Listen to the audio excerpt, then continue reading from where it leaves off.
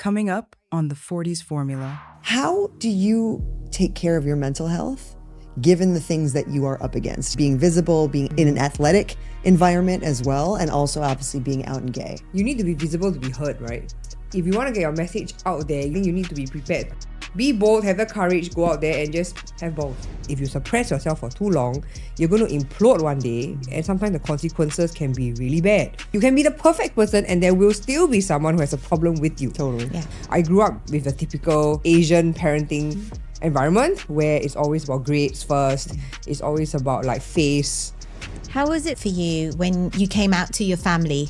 Mom stood up and went to the kitchen to wash dishes. Dad walked to the living room and started watching TV, and I was just left there crying by myself. And then I just I suffered from eating disorders as a teen. I was running 20k in the morning and then 6k in the evening and doing like 3 hours of kickboxing and not eating at all. One very simple question to ask yourself is, are you happy? Cheryl Tay is a Singaporean athlete, writer, and body image advocate whose work lives at the intersection of fitness, identity, and self-worth. A former motoring journalist in a male-dominated industry, Cheryl now channels her voice into endurance sports, community wellness, and the platform she founded, Rock the Naked Truth, a body confidence movement born from her own struggles with self-image. Openly married to a woman in socially conservative Singapore, Cheryl uses her platform to challenge norms around gender, body, and belonging, proving that strength means showing up fully, even when it's uncomfortable. The Forties Formula. The Forties Formula. The Forties Formula. Hosted by Jasmin, Dhillon, integrated health strategist specializing in gut health, hormones, and midlife well-being. And Amanda Lim, director of Lift Clinic and a leading expert in female strength and metabolism. Named one of CNA's top podcasts and winner of the 2025 Asia Podcast Awards in the Best Health and Wellness Podcast category. The Forties Formula is your no-fluff, science meets real-life guide to thriving in your 40s. This episode is about what it costs to be visible in your body, in your identity, in your truth, when everything around you is telling you to tone it down or worse, hide it away. If you've ever felt the weight of being too much for the culture you're in, this conversation will remind you that taking up space might just be radical and necessary to finding out who you really are in your 40s. And if you like this episode, please don't forget to share it with a friend or a loved one. And don't forget to follow the Forties Formula on wherever you get your podcasts. So Cheryl and I have crossed paths all over Singapore, it seems. So I think endurance events, definitely. Yep. I think CrossFit stuff back in the day. that's a long time ago. And then we even go to the same tattoo artist. Yes. We found out like completely coincidentally. So I'm honored to have you joining us here. Thank you for having me. Yeah, we're so excited to have you. And you're a woman who wears so many hats, does so many things. And I think what's common though across all the things that you do is that you're visible. Right? You're not someone who shies away from sharing the reality of your experiences. How do you think that visibility is important for women to be empowered? I think you need to be visible to be heard, right? In the first place. But I do get the hesitation and apprehension from that, because some people will feel like if I'm visible, you're putting yourself out there, it means making yourself a target almost, right? Because it means that people will see you, but at the same time, they have access to you, right? They can comment. And we can't control the comments. Yes. But if you want to get your message out there, you need to be able to, I don't know if I can say, but have the balls. Yeah. Oh, you can say have the balls, girl. I can say anything here. We are welcome. Anything you want. To say Okay, that. yeah. I think if you want to be heard, if you have a message, you want to be visible, I think you need to be prepared to be bold, have the courage, go out there and just have balls. How do you develop the balls? Because I think you're right. I think women are generally scared to put stuff out there that is vulnerable, because exactly what you said, because if you're there, you're visible, you're judgeable, right? Like, okay, now I'm going to cut into this lady. How do you develop that callus against that? Grow thicker skin, but okay. Practice. I think it comes from confidence. Obviously, you need to be sure about what you say, right? You must be able to back it up. You don't go out there and say shit or say the wrong thing. But I think in order to not be scared, I think firstly you need to be very assured. Like, I mean, we all have our own moments of low self-confidence. That's normal, right? Yeah. There are days when we don't feel good. But I think if you are assured, if you are confident that you know what you're saying, you know what you want, and you're putting yourself out there to say something or to spread a message, then, you know, whatever comes your way, I mean, we have to be prepared that there will be differing opinions. Yeah. You know, you can be the perfect person and there will still be someone who has a problem with you. Totally. Yeah. Right? So it's more of like, and not wavering and being able to understand and differentiate between constructive criticism and people who are just keyboard warriors and just want to say something. Or I always say, like, if you don't know this person and this person says something about you, then it shouldn't mean or matter to you. Yeah. Right? But if it's someone close to me that says something, then obviously I will feel a bit more, okay, look, you know me and why do you say that? Yeah. If someone says something to you and it's not like you hadn't directed it to them, you know, Yeah. but they come back and they comment on a social media post or a video or something that you've done, which is just out there. I think if it's triggering for them, it's because it's something to do with them and not necessarily something to Yep. do with you. And like one of the things, we had an episode on divorce go out on our YouTube channel. And a gentleman commented on one of the reels saying something along the lines of, and then she lies, and then she leaves you, and then she does this, and, you know, blah, blah, blah, blah, blah. And my response was, I'm really sorry this has happened to you and you feel this way. I hope you find someone who appreciates your worth. Yeah. Because it's, you know, it's kind of like, clearly he's triggered by that because projecting. something Yeah. has happened to him. And, you know, like, and I think when we put something out there, it's really important to understand that if someone is triggered by that, it's not usually you, it's them, and they're feeling something because you invoked something in them that has reminded them of someone else or something else. Yes. Yeah. Or a deep wound that they Yes. have that's like, oh, this is a topic that hurts. To be fair, sometimes certain comments do sting and you need to just like deflect it. How and can you not let deflect it though? fester. Because I think you do find that, don't you? You know, you've gone to bed and you're like, you never think of the comments that have been good. Like, oh, you look Yeah. awesome in that outfit. You think of the, oh, you know, your legs look fat. And you're like, oh, It's true, but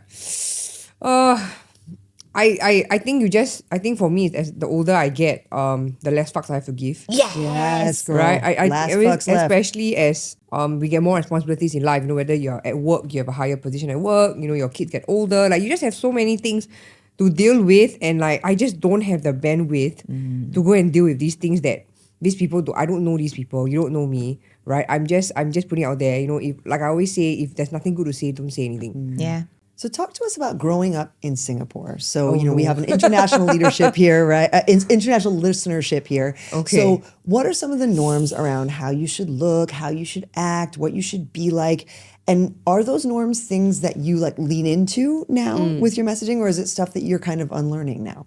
Wow, I've unlearned a lot actually, because I went through the entire Singapore education system. Okay. So primary school, secondary school, junior college, university, I did it all in Singapore. So I went through the entire system here. I think, I don't know about now, but when I was back in school, I think the underlying theme was no, you cannot make mistakes and you cannot fail, or like failure is wrong, right? At least that's what I interpreted it as. So I grew up with the typical, sorry mom and dad, with the typical Asian parenting environment where it's always about grades first, it's always about like face, it's always about being kiasu. So I grew up with that, and a lot of societal stereotypes.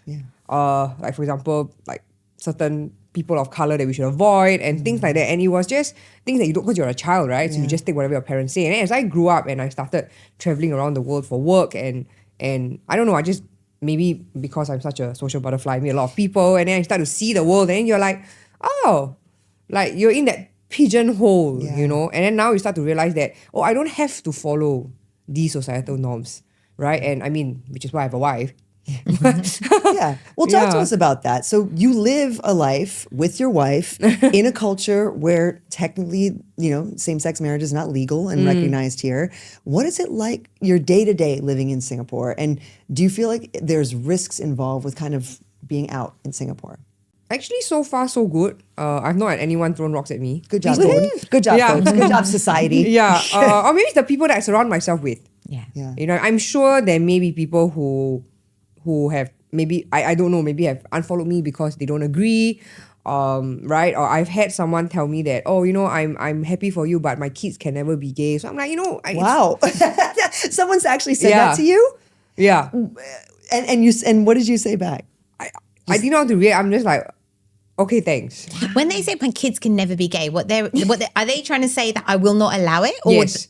Ooh, Yeah. okay. Yeah, and so I was a bit taken aback. I couldn't process it quickly enough to come up with a response, right? I'm just, okay, thank you. So I guess it's easy. I mean, my mom's Zumba good friend is gay. Yeah. It's always like that. It's okay if it's not within your nest. Yes. Right? yes, It's always yeah. it's very common. I mean, who knows? I might be like that if I'm a parent too. Right? I wouldn't know, right? But it's just I think I've been very lucky that people around me have been very supportive. They've all loved us very much, and I haven't faced much. I mean, I do get mean comments like, hell has a special place for you and your wife and my things like that. gosh. Yeah, I do get that, but I think, and I used to get very like, but then now I'm just like, okay, whatever. Look, I'm happy. Yeah. I don't feel any difference in my life. Like she's just female. Other than that, like we're just an ordinary, regular couple doing our things. Yeah. We go to holidays. We have food. We go out for events. We have a dog. It's just, if I was Life. with a man, it would be the same thing. Yeah. How Yeah. was it for you when you came out to your family? Like, how was that? Whew, that was hard. Yeah. It was hard because my mom and dad, I think they grew up in a generation where it's wrong. Yeah. It's wrong to be gay, like regardless of whether male or female, right? It's just wrong. And I think they cannot understand the concept Yeah. of like, how can you like a woman? Why? I see a woman, I also won't like that. I'm just like, okay, it's you. That's you. But Yeah. and I did grow up with them like passing comments like, oh, you look at this person, this person talks like this and moves like that. Confirm gay. And I'm just like, and then like, okay, So sure, what? right. Yeah, but they say it a very like judgy tone. I mean, I don't blame them. I really don't blame them, because if you grew up with that mindset for like 70 years of your life, I don't expect you to change it suddenly. It's gonna take a lot. But to be fair, they have at the start they were really angry. Like when I finally sat down and I was at that place, I don't live with them anymore. So when I was at that place and I spoke to them about it, mom stood up and went to the kitchen to wash dishes. Dad walked to the living room and started watching TV, and I was just left there crying by myself at the dining table. And then I just like, okay, then I just left the house. And then they didn't speak to me for like a couple of months. Oh my gosh. So after that night, Yeah. they just kind of avoided it after you talked about it and then didn't speak to you for 2 Yeah. months. And then And then eventually what- she needed help for me to do something, as all moms do. Yeah. Yeah. But it was hard because I can understand her anger. I think for my mom, it was also a lot of, she calls it humiliation. Yeah, she said like, oh, like you never think of our family. I'm like, our family name. Excuse me, we are not the Kardashians. Yeah. We are not like I don't know, the Queen. It's like, who knows us? Hello, you know what I mean? Like Yes. I'm just like, huh? And then because I was so out there on social media, I had to block her on social media because she Oh kept my seeing my gosh. post with Grace, and then she'll get triggered. Like she'll just keep seeing us like with our arms around each other or like whatever, and then she just like, or like love you here and there, and she'll be like, and so in the end I had to. She's still blocked. Does she know? She knows. Okay. Yeah. And she thinks it's probably better for everybody that she Yeah, I just mean, stays she blocked. didn't insist, so, but I don't ever expect acceptance from them.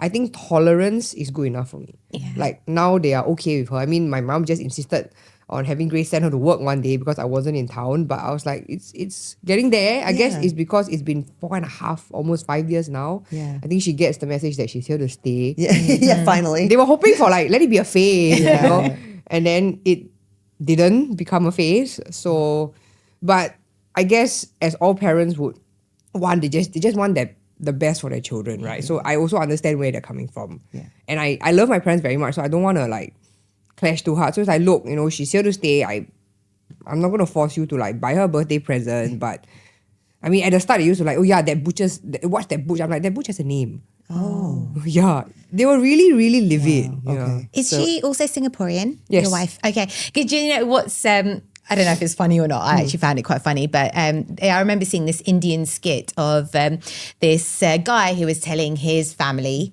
similar things happen in Indian culture, but telling his family that, he was gay, and his boyfriend who was Caucasian.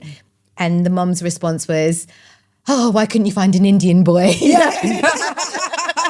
Like, both wrong. No, I'm just kidding. Oh, that's cute. So you already mentioned that, like, okay, so some people are like, oh, like, what's your crazy world like? And you're like, we just do normal stuff. We walk our dog, we cook food. Another thing, is that you said, like, I think there's a lot of myths around what gay and queer relationships look like. What are some of the myths that you think should just die?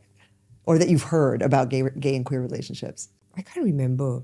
But it's just really strange because I always tell people that I'm the same person. Yes. I'm the same friend, the same sister, the same daughter, the same employee, colleague, whatever. I don't understand why people think it's, I think they just feel it's, in their head, it's wrong, that it's not supposed to be like that. And I guess the culture doesn't help as well, because Singapore's culture is all like, what's that, nucleus, the family nucleus is one boy, one father, mother, son and daughter, or The whatever. 2.4 children is what they... Yeah, something like that, right? So I guess as long as it doesn't fit in that mold, it's wrong. Yeah. Do you think it's getting better? I feel with the younger generations, yes. So I think there's hope. Yeah. Not now, but like maybe after I'm gone. Well, similar thing, right? So you mentioned that, you're the same daughter, same friend, same employee, all that, right? So I think women in their 40s do bury parts of themselves for a long time. I think that they either do that to protect others. So, maybe to protect, your parents, humiliation as you used, or to make other people happy, right? We tuck things away. How do you give advice to women who have been hiding parts of themselves, and again, sexuality or others? And when they say things like, oh, well, I've been hiding it for so long, there's no point at this age. Like, I'll just keep going this way. Okay, so I turn 40 next year. Woohoo! Yeah, woo! Almost welcome. Yeah, We'll send you the membership papers later. I feel like, who I was in my 20s is a very, very different person from who I was in my 30s. And I feel like now entering my 40s, I'm also a very different person. You're right that we do, because we get so busy and caught up, right? I think most of us tend to take the path of least resistance, because you just have so many things to do. The easiest way is okay. I'm just going to keep it in. I'm not going to say anything, and then hopefully you'll move on. But the danger in that is, if you suppress yourself for too long, you're going to implode one day, and sometimes the consequences can be really bad. Like you might, walk out of home, or like I had a friend who packed up and she took the kids and left. And because it just got too much for her. So I guess suppressing, sometimes it's, you're just hiding, you don't want to hurt people. We don't want to, because sometimes the full truth can hurt others, so you omit certain parts of it. But at the same time, I always believe in being true to yourself. And one very simple question to ask yourself is, are you happy? Yeah. And that's all. I'm not asking you to burn the world to be happy, but you need to be happy first in order to take care of everybody else around you. Because if you're not happy, it will spill over, and then you will start being grumpy, you'll snap at your kids, and the people closest to you in the nearest proximity will then get hurt first. And it's ironic, right? You are here suppressing it because you're trying to protect them. Yes. But because you suppress so much, and then you go one day, you snap, and then you like yell, and then you throw something, and then someone gets hurt or whatever, and then in the end it's like too late, right? And you don't want that to happen. Did you find, so obviously before you told your parents, that for you it was brewing inside, and you were trying to sort of figure out how you can say this? Did you have any other issues that were also coming out at the same time, or was it quite you realized and it was quite a natural way to tell your parents? I think I found a way to deal with my parents over the years. They have a lot of like generational trauma and this and that, so it's on me to then break that. Break it, right? And not let it carry on. I don't want kids, so it's okay. You stand here. So all set. But it's more like, I think it's very normal to be scared of our parents. After all, like I said, they did bring me up. They did give me a very good life. I can't complain. They did give me a very comfortable life. I went to school. I didn't have to worry about money. We got holidays, and it was great, right? They brought me up the only way they knew how. And they rewarded me with money. I guess it's a very Asian thing, right? They use money as incentives. In their heads, getting you things or buying you things is a way of showing love. But we don't understand that, you see. As a child, or even now, you just want quality time. You just want someone you can talk to. So I think for me was, I tried to explain generation trauma to my mom, and it failed miserably. She's like, "Oh, your papa not like this." I'm just like, never mind. And then I'm like, And then like, to her therapy, she's like allergic to therapy. The word is like, oh no, I'm not sick, I don't want to go. So I'm like, it's okay. Yeah. I kind of decided that I think there's no point trying to get them woke, but more like just find a way to harmonize and get along, and then like just give her what she wants, and as long as we're all happy, yeah. The reason I ask this is because actually one of my cousins, she also came out as gay, but prior to that, for a long time, she actually suffered from quite a serious autoimmune condition that affected her heart to the point where she needed to have a heart transplant. And I wonder if, like suppressing these feelings really do manifest in physical symptoms as well. Like obviously it did for my cousin. I'm sure it doesn't happen to everybody, but it's something that where you're kind of struggling with, like this, like you mentioned earlier, like the shame, obviously not that it's shameful to be of a different sexuality, but I guess, for the family, they perceive it like that, or, the how you think your family are going to take it, whether they're going to talk to you or not talk to you, disown you. I think it's a lot of stress and a lot of pressure to deal with. But it's true. I also believe that it will manifest into some kind of physical condition. Yeah, I definitely think so. Okay, Amanda, I've got to say, GYG has done it again. They've launched a new butter chicken filling, and it's honestly next level. Oh my God, yes. I finally tried it last week, and it's the 3rd edition of the GYG Goes Local series. This one is my favorite yet. It's this beautiful mashup of homely Indian comfort food with GYG's Mexican flair. We're talking rich, creamy butter chicken made with tomato, butter, kasuri methi, that's dried fenugreek leaves, and koya, which gives it that signature depth. And they've paired it with their perfectly grilled Guerrero chicken. That's what gives it that smoky, slightly charred kind of flavor that makes it also addictive. And here's the best bit. For the first time ever in their local series, you can actually get the butter chicken sauce on the side. Yet another reason I love GYG so much, because you can customize your order to fit your macros. It's rich, it's comforting, it's a total flavor bomb, and it's only here for a limited time. So if you haven't tried it yet, get in quick. The GYG butter chicken is only available from 14th October to 23rd November. Dine in, takeaway, or order using the GYG app. Clean food, local flair, and seriously addictive sauce. What more could we want? Exactly. Visit GYG across their 22 island-wide locations, or follow at Guzman E. Gomez SG for all the latest. But I guess it's sometimes people say, oh, it's so easy for you to just go out there and say what and say, it's so hard for us. But I think no harm trying. Yeah. Like getting out of your comfort zone. YOLO, right? Touch wood. I'm really halfway through life. Right? It's scary to think of that. Like, we're already halfway through, or like, Yeah, you but mean no, there's we're in still halfway to Singapore. go? We're in a blue zone. We're going to go longer. We still got a little bit longer we to still go. got a long Yeah, time. maybe slightly more than half. But it's like, if you don't do it now, I don't want you to get to your 50s, 60s, 70s and then regret. Yeah. Because you really only have this one life. I'm not asking you to do crazy things like strip and run down Orchard Road, I'm just saying like you just want to... Get arrested for that, wouldn't you? Yeah. You want to have Don't do that in Singapore.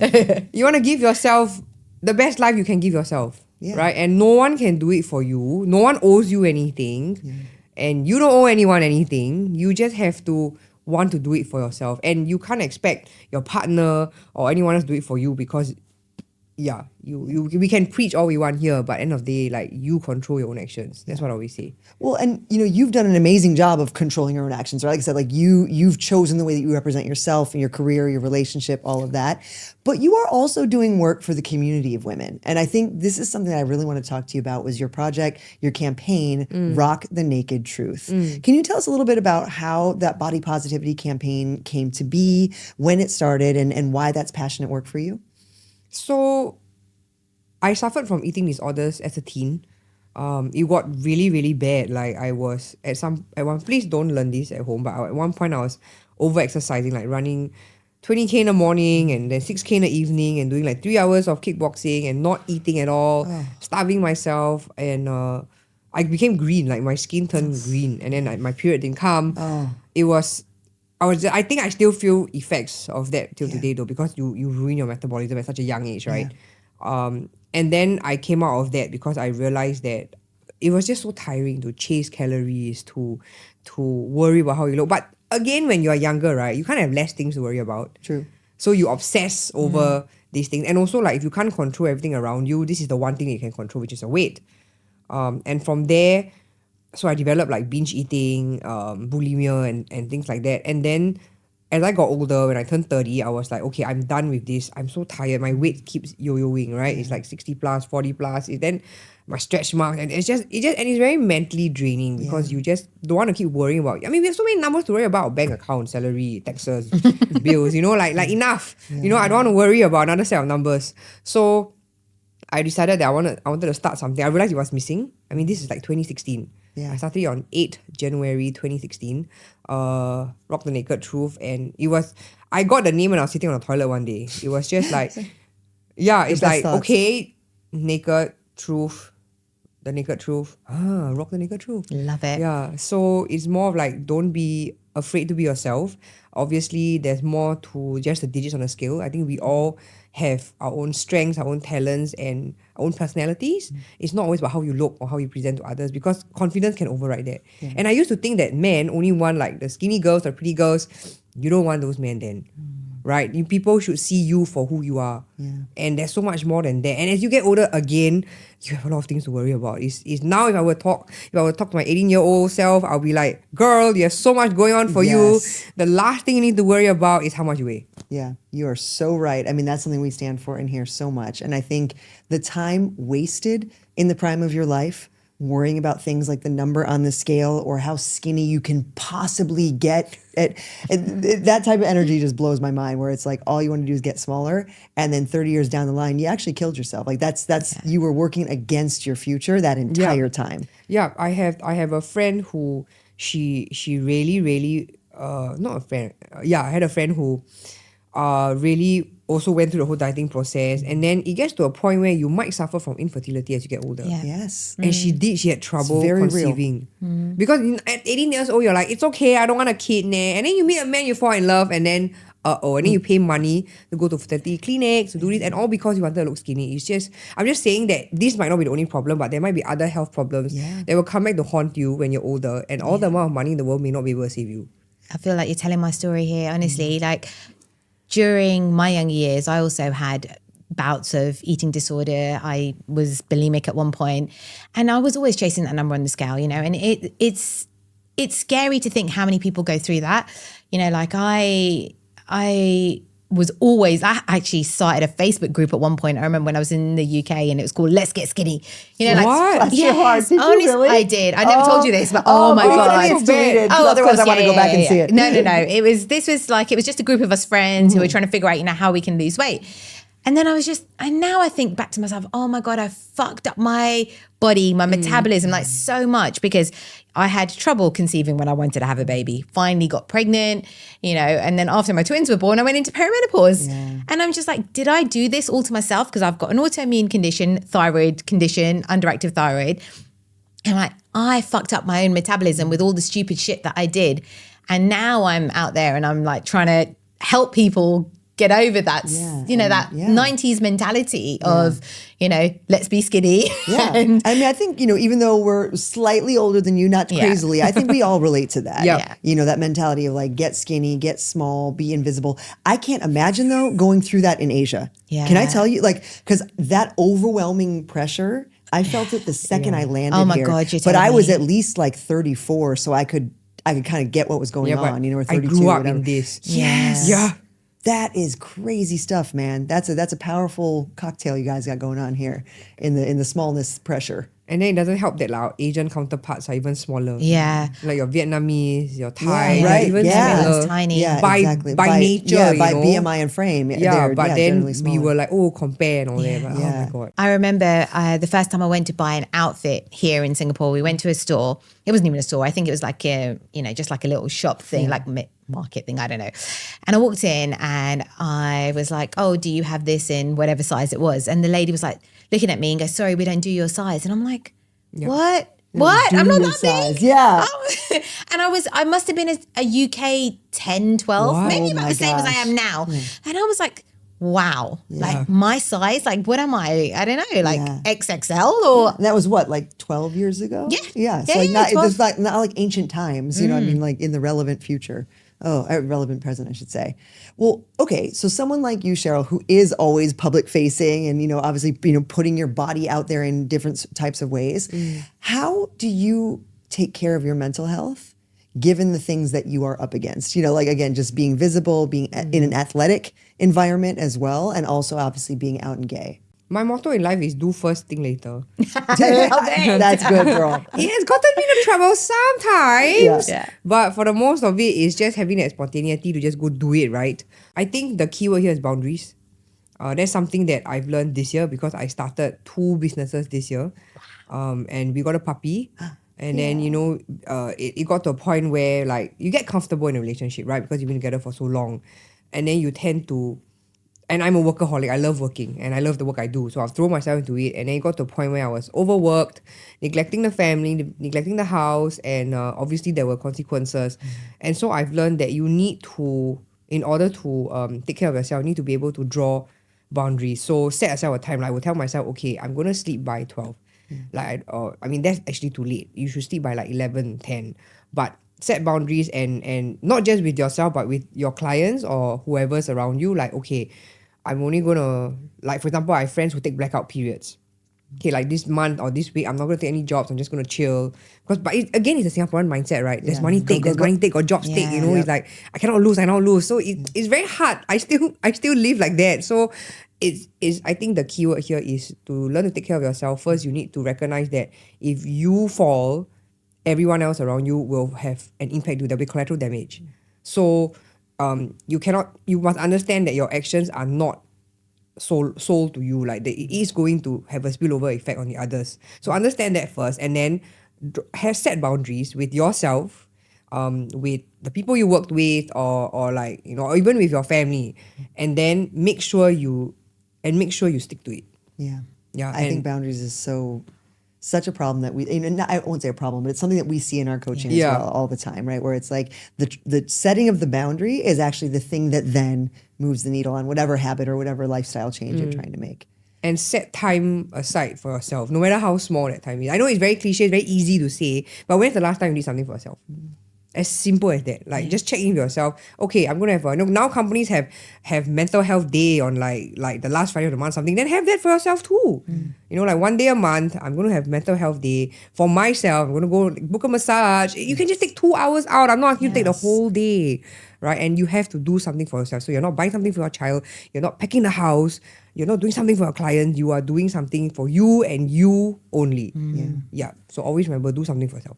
Well, and that's a perfect segue into one of our weekly features here on the Forties Formula, which is called Fuel Your Forties, sponsored by the Meat Club. Woohoo! They have submitted a question for you, Cheryl. Oh, wow. I would think that this is something that is part of how you take care of yourself. So you're an athlete, generally focused on endurance athletics. Am I right on that? How do you think that protein and healthy eating help you take care of yourself while you're pursuing all of that amazing hard work in the gym? Oh, protein is very important because you need protein to fuel your muscles, which will then help you to maintain your metabolism, which declines as we get older. Preach. Yeah, we always, I think in Singapore, at least, like in Asia, we eat a lot of carbs naturally, rice, noodles, bread. Right, we are very carb heavy. That day there was sweet potato in bread. I'm like, what? Like that's already a carb.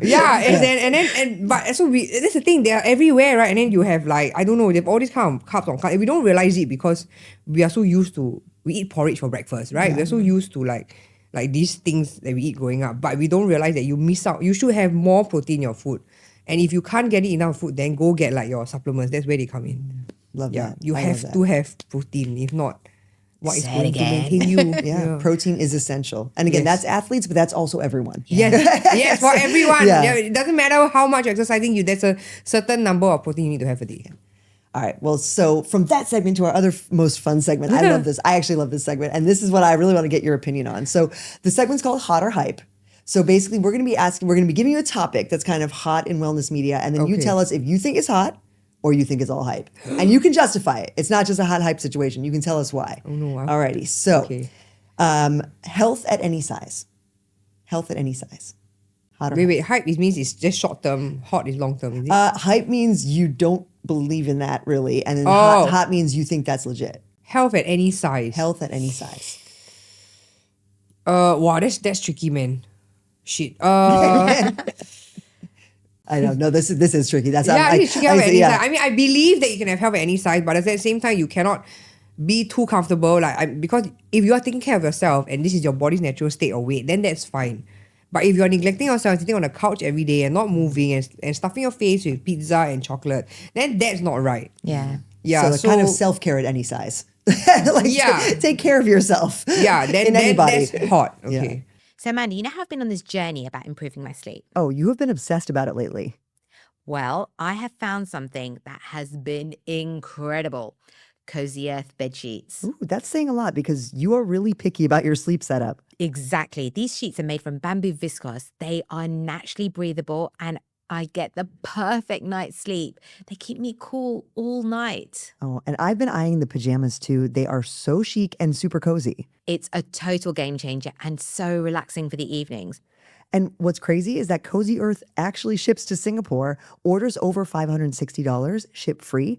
And in the US, orders over $50 ship free. And did you know you can get your biggest ever discount, 41%, if you use code TFF today? So head over to CozyEarth.com and use that code TFF today. Okay, how about chasing PRs in your 40s? So for our listeners, that's personal records or personal best. Can you still chase PRs in your 40s? Hot or hype? Hot. Because I feel that as you get older, all the goals you set in life are very materialistic. You want to stay in a bigger house, you want to go for nicer holidays, you want to see business class, and buy a bigger car. But then you forget about the intangible personal goals. So like for me, I like doing like marathons or like triathlons because then I set a target for myself. First, it keeps me motivated. Otherwise, I'll feel like I'm training for nothing. Because then I'm not going to get up in the morning. I think there's nothing I'm training for, I'm not going to get up. Two, it's something that you can do for yourself and you see results short term.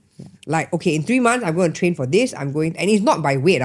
It's like, okay, I'm going to achieve a certain timing. And then when you do it, you feel so good. You feel like you're invincible. You can take on the world. And then it also spills over into the rest of your life because you feel good and you feel confident. Yeah. Yay. So we can chase those PRs still. We're not too out of the game yet. All right, last one, because I know you've worked in a lot of different kind of masculine, male-dominated fields and masculine sports and all that stuff. Hot or hype, playing up your femininity in a masculine situation? No, I don't agree. I would say hype. Yeah. I'm just myself. Yeah, I don't think you need to be extra feminine or extra girly just because you're surrounded by males. Yeah. No. I just be yourself. For Cheryl, it's hype. You don't need to be performative or anything. Yeah. No, I hear you. All right, gal. Well, you've given us so much. I love your real vibe. You know what I mean? Like, you're like, this is literally how I live my life. Take it or leave it. And also, maybe take a little more of that into your own life, and take that more of that approach. But we would love to know from you personally, what's your 40s formula? What is the kind of, mixture of things that you would tell women in their 40s, again, as a young 39-year-old like yourself, about how to thrive in this decade? Three things I would say. One is surround yourself with the right people that will lift you up, because you don't have time for bullshit. I'm just going to call it. You just really, really don't have time for anything else. Cut out people that won't lift you. You don't need any of that. Number two, 3 key questions to ask yourself about anything that bothers you. Will you lose sleep? Will you lose money? Will it affect your health? The answer is no to all of it. Fuck it. You really don't have time for it, right? Because I just feel like we are so time starved as we get older, and it's all. I feel like this is my underlying theme for this entire podcast, which is like, prioritize. Oh, and the third thing is don't be afraid to prioritize yourself over others. I think this is something we tend to lose ourselves trying to please others, whether it's your partner or your boss or your friend. But if you lose yourself, then there's a risk you might never find yourself back. Or you have to go to great lengths to get yourself back. Yeah. So set boundaries, take risks, and do not lose yourself in the process. Yes. Oh, Cheryl, thank you so much for being on the show today. We really appreciate your time. No problem. Thank you. Thank you. Bye.